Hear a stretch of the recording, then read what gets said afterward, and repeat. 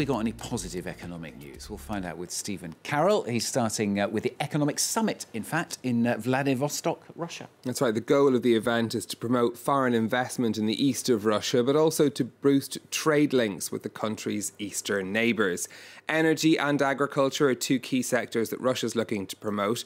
China is a particular focus for the event, with Moscow and Beijing seeking to double their trade to a value of $200 billion by 2020. This, of course, at a time when both countries are having a difficult relationship with the world's biggest economy, the United States.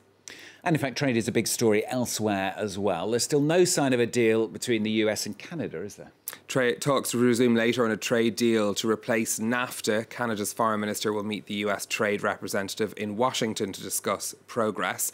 The outstanding issues include protections of Canada's dairy and media industries, who knew those would be combined, and as well as the mechanisms that will be used to resolve disputes under the agreement. The US has already struck a deal with the other party to NAFTA, and that's Mexico. Canada's Prime Minister is remaining optimistic. The relationship between Canada, the US and Mexico has created extraordinary economic growth over the past 2.5 decades. There's some opportunity to update NAFTA, and we're happy to be doing it, but as I've said, it has to be the right deal, it has to be a good deal. Well, another trade issue that's looming are the fresh tariffs the United States is planning to impose on $200 billion worth of Chinese goods. That's been a huge preoccupation for investors in Asia. Hong Kong's Hang Seng stock index has now officially entered bear territory, having lost 20% of its value since late January. Well, let's take a look at how markets are trading today. In Hong Kong, in the red, as I was just saying, but the Nikkei in Tokyo outperforming the other markets in the region. It's gaining as a softer yen boosted exporting firms there. In Europe, a mixed open to the European markets. Mining companies down, oil companies generally trading up. Gains in Paris and Frankfurt, but London's FTSE 100 has opened in the red. Now, that's being linked to what's happening on the currency markets. Sterling trading stronger after comments by the EU's Brexit negotiator Michel Barnier suggesting that a deal could realistically be agreed with the UK in the next 8 weeks. A euro trading for 89 pence sterling and just under $1.16. Now, a story from here in France. There's been a sharp drop in the number of unfair dismissal cases going to court. In fact, overall, the number of cases being handled by French labour courts was down 15% in 2017. That was after the president introduced a cap on potential damages for unfair dismissal, introduced by executive order. Now, the caseload for those courts is expected to fall even further this year, as Solange Mejana reports. It's here, in a courtroom like this one, that French employees can argue they've been wrongfully dismissed. An institution that dates back to 1806.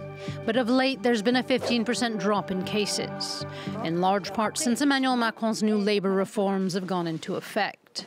Pushed through by decree last year, the new laws have, on average, cut in half the damages judges can award for wrongful firings. Now, an employee who is fired after 2 years on the job can be awarded a maximum of 3.5 months of pay as damages. Someone who's worked at a company for 30 years is faced with a cap of 20 months.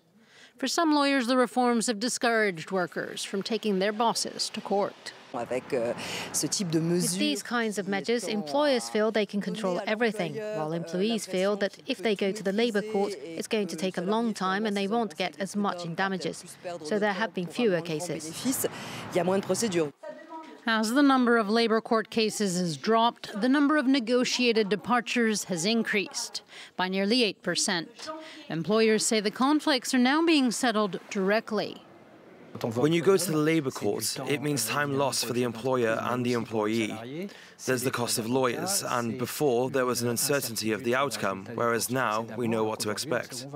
Last year, workers' unions protested the changes, saying they stripped employees of much-needed protections, while the Élysée argued that they give companies more latitude to fire and thus to hire employees. And finally from Stephen, Nike appears to have recovered, actually, from last week's controversy over the former NFL player Colin Kaepernick.